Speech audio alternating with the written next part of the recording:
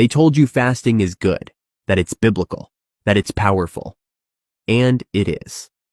But what most churches won't tell you is this: when you start fasting, all of hell takes notice. Because fasting isn't about food. It's about focus. It's about fire. It's about surrendering your flesh to reawaken your spirit. It doesn't just move God, it exposes you. And what rises to the surface might not feel holy. When you start fasting, you'll feel weak, but that's the point, because your flesh has been loud for too long.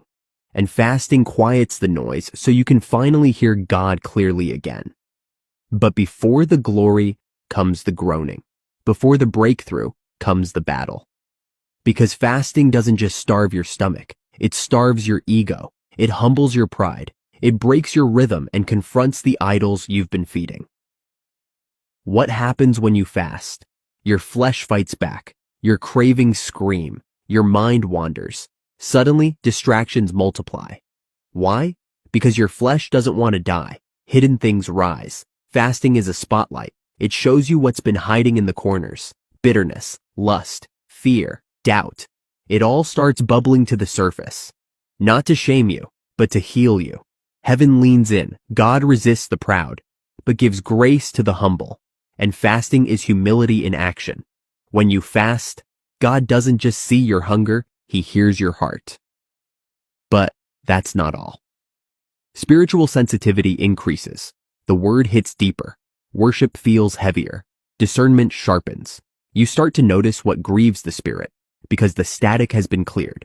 Breakthrough begins, not always in fireworks, sometimes in whispers, in alignment, in revelation, in chains breaking quietly beneath the surface.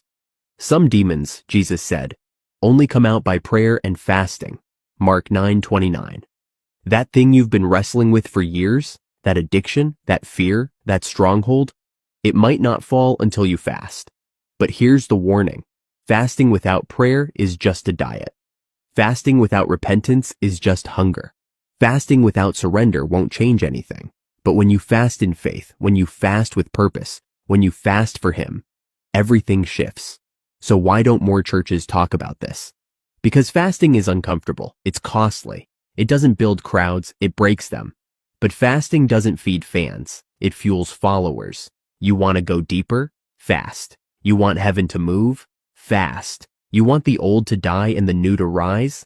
Fast. Because fasting doesn't change God. It changes you. And when you finally get emptied of you, you make room to be filled with Him.